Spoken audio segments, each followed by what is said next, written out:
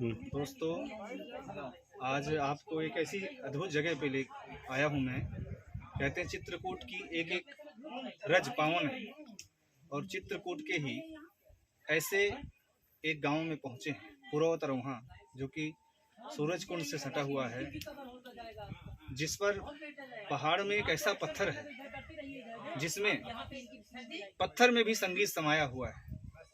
बहुत ही सुंदर आवाजें आती हैं, आपको सुनाता हूँ मैं। देखिए, ये पत्थर है, ये कैसी आवाज आ रही है।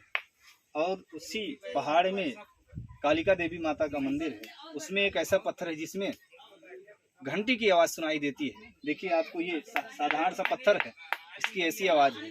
और ये देखिए, इस पत्थर की आवाज आप देख पा रहे हैं, ऐसी आवाज आ रही है जैसे कि घंटे की आवाज, एक सुर सुनाई दे रहा है। वास्तव में ये अद्भुत एक मंदिर के पास एक आप आएंगे, देखेंगे चित्रकूट के जो पुरवतरौहा में कालिका देवी का मंदिर है, उसमें ये पत्थर है। आप चाहें तो देख सकते हैं।